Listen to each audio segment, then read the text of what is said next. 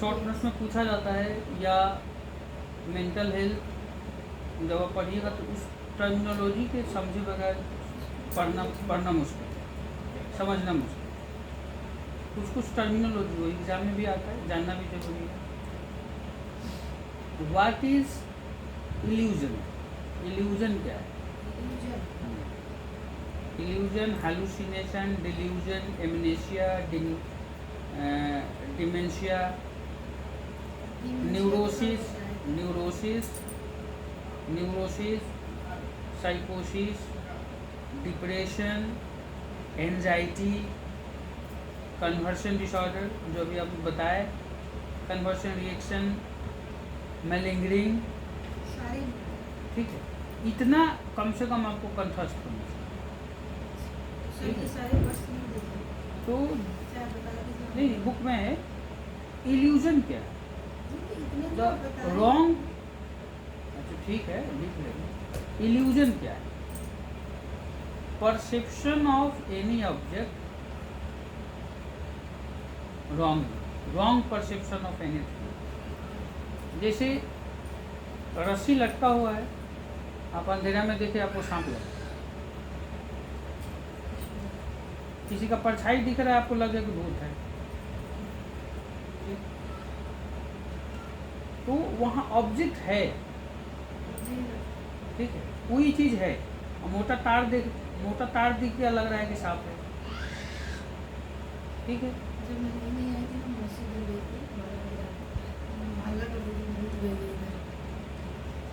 वही, लेकिन वहाँ इल्यूजन में क्या है? ऑब्जेक्ट है, इसी कोई चीज है लेकिन उस चीज को आप गलत समझ, ये होता है इल्यूजन।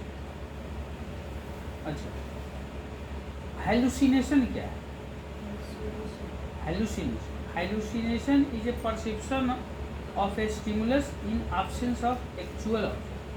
कोई चीज़ नहीं है, कोई चीज़ अवेलेबल नहीं है, लेकिन आपको लग रहा है कि ये चीज़ है। जैसे कोई स्मेल नहीं, लेकिन आपको लग रहा है कि कुछ गंध है, ठीक है। तो ये क्या हो जाएगा? ठीक है, ये हो गया, कुछ है नहीं लेकिन लग रहा है कि स्मेल है। कोई चीज बात नहीं कर रहा है लेकिन आपको कान में सुनाई दे रहा है कि वो बात कर रहा है। इसको बोलते हैं ऑडिटरी हैलुसिनेशन। ऑडिटरी में सुनने की प्रक्रिया को ऑडिशन बोलते हैं, ऑडिटेड, वही से वर्ड आया ऑडिटेड। तो ऑडिटरी हैलुसिनेशन मीन्स क्या हुआ कि आदमी जो है कोई बात नहीं कर रहा लेकिन सुन रहा है। किसमें होता है ये सिजोफ्रेनिया के पेशेंट में।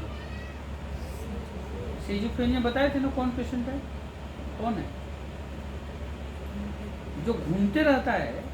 तो तुम एक चीज नोटिस करोगी या की होगी तो देखना कि कोई चीज बार बार आते रहता है, हमेशा बोलते रहता है वो सब पेशेंट, ठीक है। तो क्यों, क्या कारण है? कारण यही है कि वो उसको दिमाग कोई उसे बात नहीं कर रहा है लेकिन वो हैलुसिनेशन फेज में है, तो उसको लग रहा है कोई हमसे बात कर रहा है, तो उसका हम जवाब हम दे रहे हैं अपने आप। इसी को बोलते हैं हैलुसिनेशन। कुछ है नहीं लेकिन उसको फीलिंग हो रहा है, उसको परसेप्शन हो रहा है। ये क्या हो गया? हैलुसिनेशन। और डिल्यूजन क्या है? तीनों बहुत क्लोज चीज है। हाँ, डिल्यूजन क्या है? persistent false belief, persistent false belief को delusion। उसको आप कितना भी एक्सप्लेनेशन दीजिए, अब किसी को लग गया कि ये आदमी चोर है, किसी आदमी को लग गया कि ये बेईमान है, किसी को लग गया कि उसके साथ इसका ऐसा संबंध है, आप उसके लिए कुछ भी एक्सप्लेनेशन दीजिए, कोई मायने नहीं रखता। उसका डिसीजन चेंज होने वाला भले हो या नहीं, उसी को बोलते हैं परसिस्टेंट फॉल्स बिलीव। मैंने फॉल्स बिलीव है लेकिन अडिग है, मिलना डुलना नहीं, डिसीजन फिक्स। ये हो जाएगा क्या? डिल्यूजन। इसमें कोई ऑब्जेक्ट नहीं है, एक बिलीव है। कि इसका ऐसा बिहेवियर है, ये ऐसी है, या वो ऐसा है, ठीक है। हाँ, एमनेशिया मीन्स होता है कि आप मेमोरी कम, आपकी याददाश्त कमज़ोर रही है। हाँ, डिमेंशिया भी है, एमनेशिया भी है। Amnesia actually it is acute phase को हम लोग एमनेशिया बोलते हैं जनरली, कि एमनेशिया हो गया मीन्स कुछ दिन में ही इसका सोचने मेमोरी इसका कम, दैट इज एमनेशिया। अभी कन्वर्सन रिएक्शन बताए, मैलिंगरिंग बताए। कन्वर्सन रिएक्शन और मैलिंगरिंग में अंतर है। कन्वर्सन रिएक्शन में मोटिव नहीं रहता है, माने कोई अगर जल्दी उसका सांस फूल रहा है लेकिन उसकी सांस की बीमारी नहीं है, तो उसको मोटिव नहीं है कुछ गेन करने, वो इस स्थिति से वो परेशान है, अंदर में कुछ उसका चल रहा है, वो किसी चीज़ से परेशान है, कोई उसको बोल दिया है, या घर में ऐसा कुछ माहौल है, या उसके कैरियर में ऐसा है, या वर्किंग प्लेस में ऐसा है, स्ट्रेस में, जिसके कारण उसके बॉडी से ऐसा रिएक्शन निकल रहा है। ये हो सकता, लेकिन उसको कुछ किसी से पाने की उम्मीद नहीं है, कुछ लोभ नहीं है। हाँ, कन्वर्सन रिएक्शन। मैलिंगरिंग उसका अलग है। हाँ, मैलिंगरिंग कर रहा है कि उसको कुछ पाना है, किसी आदमी से पाना है, ऑफिस में पाना है, टीचर से कुछ पाना है। हाँ, अटेंशन के लिए या मोमेंटरी गेन के लिए भी पैसा पाना है, प्रमोशन पाना है, ट्रांसफ़र हो जाना है,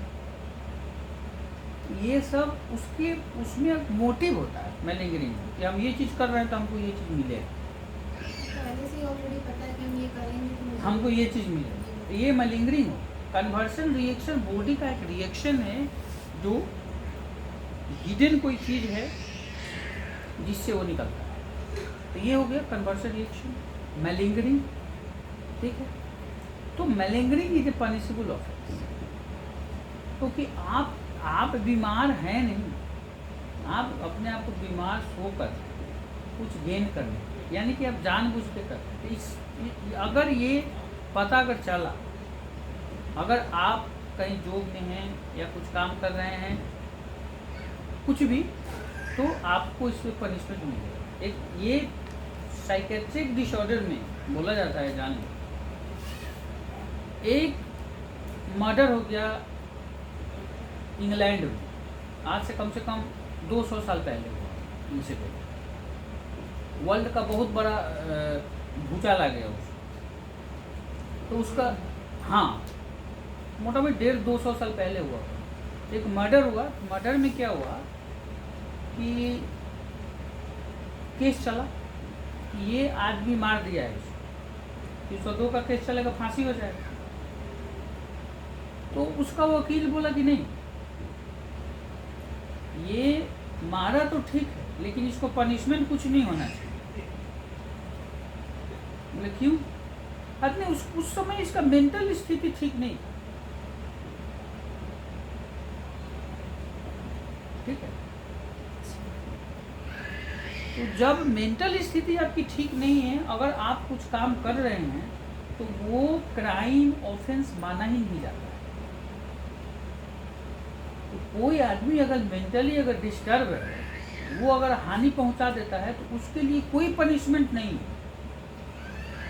तो उसी के बाद ये लॉ बना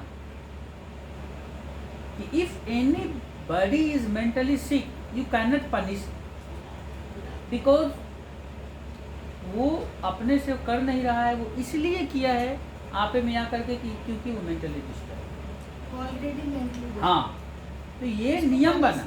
हाँ, उसको पनिश नहीं किया, करना है। उसके बाद ये पूरे वर्ल्ड में ये लॉ आया और सब जगह अप्लीकेबल है। वो लॉ आज भी अप्लीकेबल कि अगर कोई किसी चीज़ की इन्फ्लुएंस में है, मेंटली डिस्टर्ब है, अगर उससे गलती से ऑफेंस अगर हो जाता है तो उसके लिए कोई पनिशमेंट, नो पनिशमेंट। तो अब इसका मिसयूज होता है और इसीलिए एक क्या है कि इसका लोग गलत फ़ायदा उठाता है। जी। ठीक है, और गलत फ़ायदा कैसे उठाता है? जो मैलिंगरिंग है वो ऑफेंस है, उसमें आपको पनिशमेंट हो जाएगा। लेकिन जिसको डिल्यूजन है, जिसको हेलुसिनेशन है, जो पागल ही है, ऑडिटरी हेलुसिनेशन हो गया, जो बोल रहा है, वो आप कहीं से लगा मार दिया, कब आपका सर फट गया, आप एडमिट हो गए, आप बेहोश हो गए, वेंटिलेटर पे चढ़ गए, 10 लाख रुपया खर्चा हो गया आपका, आप उस पर केस कीजिएगा तो कौन सी होगा? वो तो खुद पागल है। इसका लोग फायदा उठाता है। अब लोग कैसे फायदा उठाता है? एक हमारे पास आदमी अप्रोच किया, किस लिए? एक शादीशुदा लड़की जो थी, मैरिड लेडी, वो सुसाइड कर ली घर में। ठीक है, मेंटल हेल्थ इसीलिए बताया जाता है कि व्हाट इज इट सिग्निफिकेंस, और आपको कहाँ बचना है और कैसे बचाना है। कि मेंटल हेल्थ का बहुत लीगल इम्पोर्टेंस है, मीन्स ये बहुत इम्पोर्टेंट चीज़ है। कोई भी चीज़ आप अगर साइकेट्री के डॉक्टर हैं, मेंटल से रिलेटेड हेल्थ इशू आप देख रहे हैं, तो आपका एक एक लिखा चीज़ कोर्ट में प्रोड्यूस हो जाएगा। वो किसी को जान बचा देगा और किसी को जेल करवा देगा। अगर आप किसी को लिख देते हैं कि इसको हेलुसिनेशन है, तो उसको तो कुछ भी नहीं होगा। आप लिख दिए किसी को कि शिज़ोफ्रेनिया है, तो कुछ भी कल करके आ गया, आपको उसको कुछ नहीं होगा। हाँ, तो वो आदमी हमको अप्रोच किया है कि एक लेडी है, वो सुसाइड कर ली है, मर गई, और उसका जो सास ससुर है, दहेज उत्पीड़न का केस है, वो जेल में है। तो एक सर्टिफिकेट आप बना के दे दीजिए कि वो मेंटली डिस्टर्ब थी, इसीलिए वो आग लगा के मर गई। इसीलिए क्या होगा कि वो उसका सास ससुर जेल से छूट गए। That is the importance of your mental health. और बचने के लिए तो नियम तो बना कि पागल आदमी कुछ करता है तो खुद पागल है, तो आप उसको क्या सजा दीजिए। लेकिन यहाँ तो लोग फायदा उठा रहा है उस चीज़ को लेकर कि भाई मेंटल है, तो आप उसको ज़बरदस्ती मेंटल बना दो और उसका दुरुपयोग करो। ठीक है, हाँ, उसमें वही चीज़ हो रहा था, हमने मना कर दिया तो नहीं, ऐसा नहीं होता है। तो हाँ, तो ये चीज़ हो गया आपको डिल्यूजन, समझ गए? Persistent false belief. ठीक है, सास समझ रही है कि बहू गलत है, अब बहू समझ रही है कि सास गलत है। दोनों को फॉल्स बिलीव है कि हम सही हैं, ये डिल्यूजन। ठीक है, और डिल्यूजन में ही जिंदगी निकल जाता है। हाँ, इल्यूजन क्या है बताया अभी? एक रस्सी लटका हुआ, आप उसको सांप समझ, उसका याद करने का क्या तरीका? बहुत कंफ्यूजन होता है। इल्यूजन में डबल एल है, और पहला क्या है? आई। तो आई से क्या हो गया? आई को समझ लिया अब रस्सी, ठीक है, तब याद रहे। नहीं तो डिल्यूजन कौन था, इल्यूजन कौन था, इसी में कंफ्यूजन होता है। हेलुसिन, हाँ, हो रहा है, हाँ, मिलते जुलते एक जैसे। हाँ, डिल्यूजन हो गया, इल्यूजन हो गया, हेलुसिनेशन हो गया, एंजाइटी हो गया, डिप्रेशन बता दिए, ठीक है, कन्वर्सन रिएक्शन हो गया, मैलिंगरिंग हो गया, ठीक है, डिमेंशिया हो गया। ये सब क्वेश्चन आपको पूछा जाता है शॉर्ट नोट में, लॉन्ग क्वेश्चन में। अब इसी में आपको लिखना है, अगर आ गया कि इल्यूजन क्या है, या सब चीज़ में नर्सिंग में पूछा जाता है कि नर्सिंग रोल क्या है। तो नर्सिंग का मेन रोल क्या है? किसी भी टॉपिक में नर्सिंग का मेन रोल है केयर, हाँ, मैनेजमेंट है और पेशेंट केयर है। आपको मेडिसिन के विषय में नहीं जानना है, और मेडिसिन जो फिजिशियन प्रिस्क्राइब किया है उसको टाइमली देना है, और उसके इफेक्ट और साइड इफेक्ट को बताना है। कब लेना है, कब देना है। ठीक, अभी रिसेंटली ये घटना हुआ है, तो नर्सिंग का कितना बड़ा रोल है। अभी रिसेंटली ये घटना हुआ है, उसमें मैं बता रहा हूँ। एक पेशेंट आया, ठीक, एक पेशेंट आया रात में, और वो सिक था, बीमार था, उसके साथ अटेंडेंट था, बेड पे लेटा, और मरीज इतना कमजोर था कि हिल डुल भी नहीं सकता है। स्टाफ नर्स बोली उसको कि कुछ दिक्कत होगा तो आपको हमको बता दें। ठीक है, मरीज को कुछ कंप्लेन हुआ, अटेंडेंट बताया कि ये कंप्लेन हो रहा है, दवा लिखा हुआ था, तो नर्सेज ने दवा दिया मरीज को। ठीक है, मरीज को आराम हो गया। फिर 2 घंटे बाद फिर दवा देना था। अटेंडेंट बोला कि मरीज सो रहे हैं, क्या आप दवा, तो दवा मरीज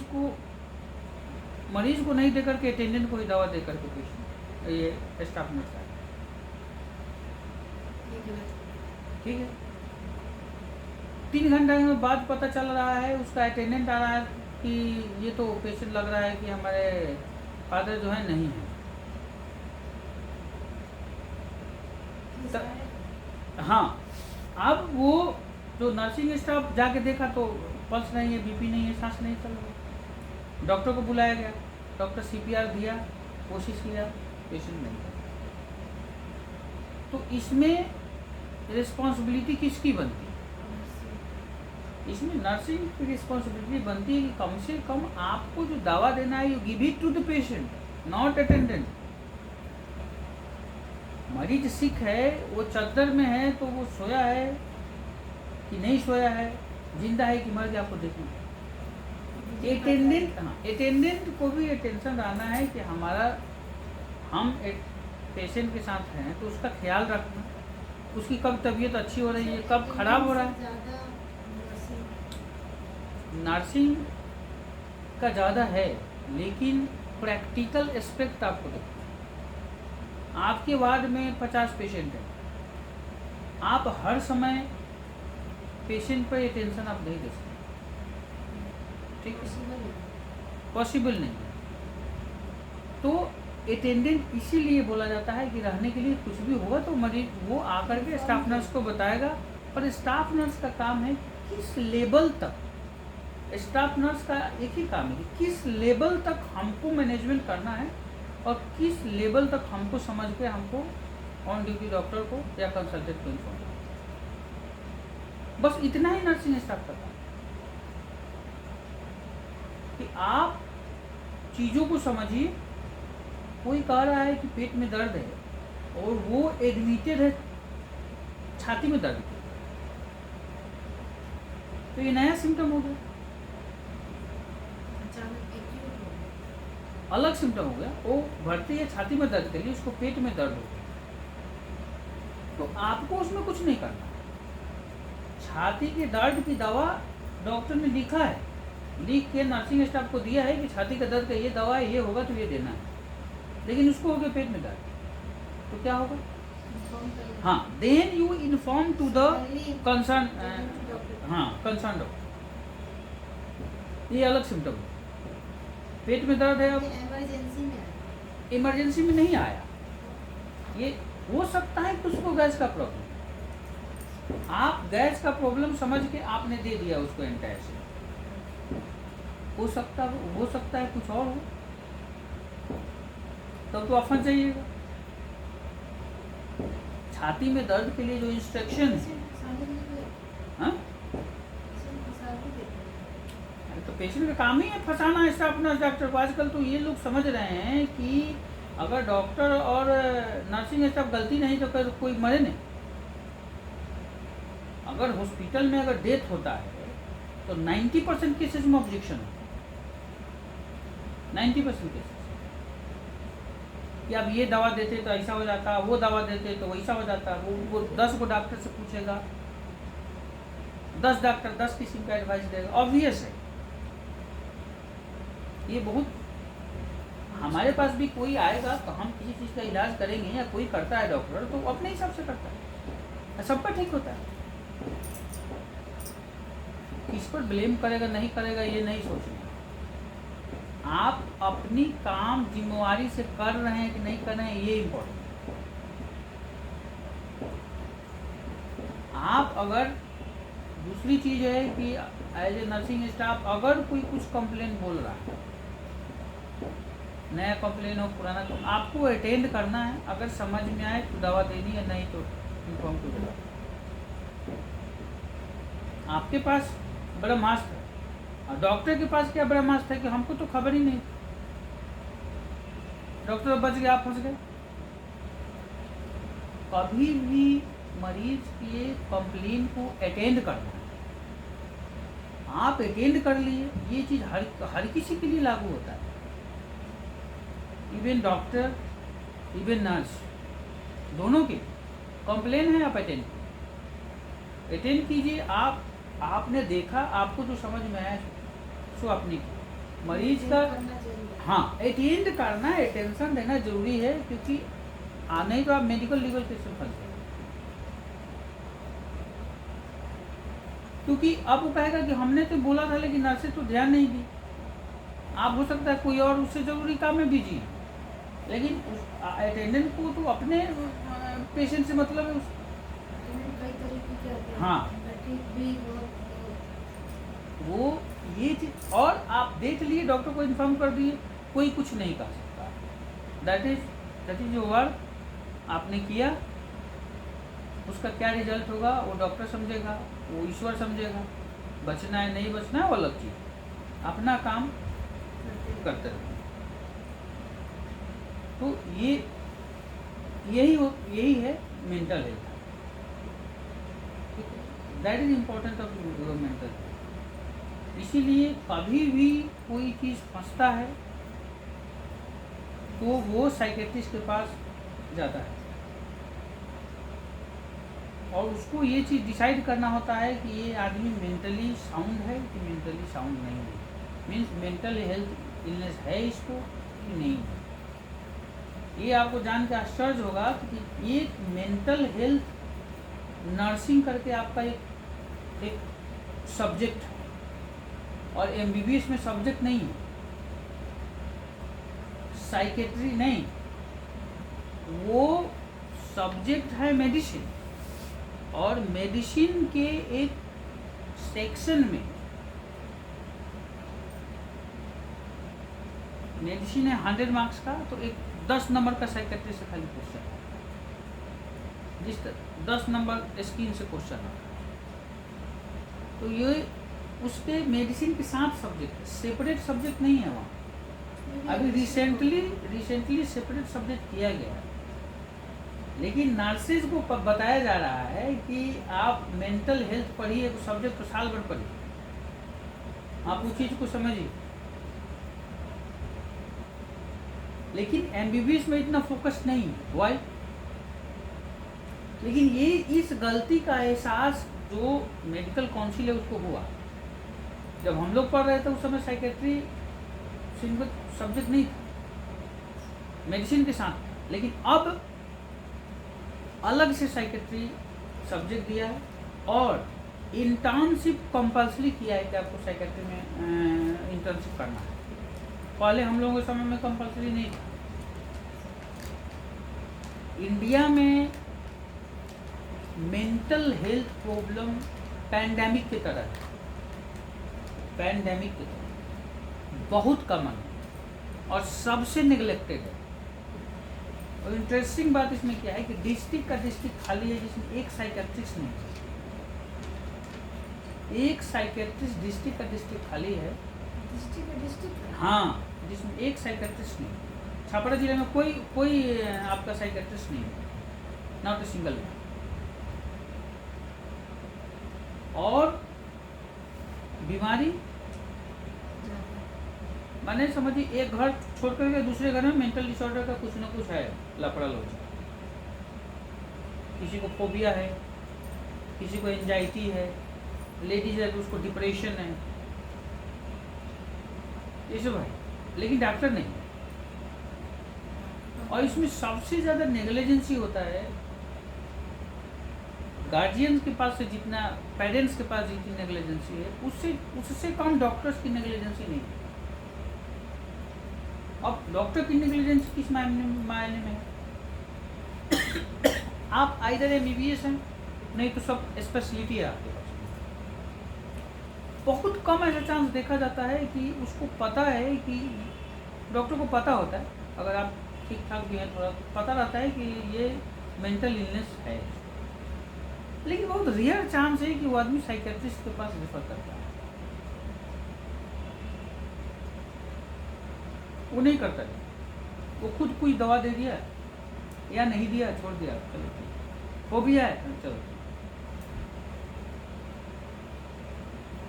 तो ये इसीलिए नर्सेज में मेंटल हेल्थ पढ़ाया जा रहा है कि तू अंडरस्टैंड, चीज़ों को जानना समझना बहुत जरूरी है। आप चीज़ें जान रही हैं तो आप अपने आसपास के लोगों को बताइए, अपने रिलेशन में बताइए, अपने रिलेटिव को बताइए, आप जहाँ काम कर रही, कम से कम चीज एक भी केस अगर आपके द्वारा पिकअप हो गया तो कम से कम उसकी लाइफ बच जाए। इसीलिए मेंटल हेल्थ पे बहुत ज़्यादा फोकस है, क्योंकि आप बहुत लोगों का जान बचा सकते हैं। ठीक, ये हो गया आपका मेंटल हेल्थ।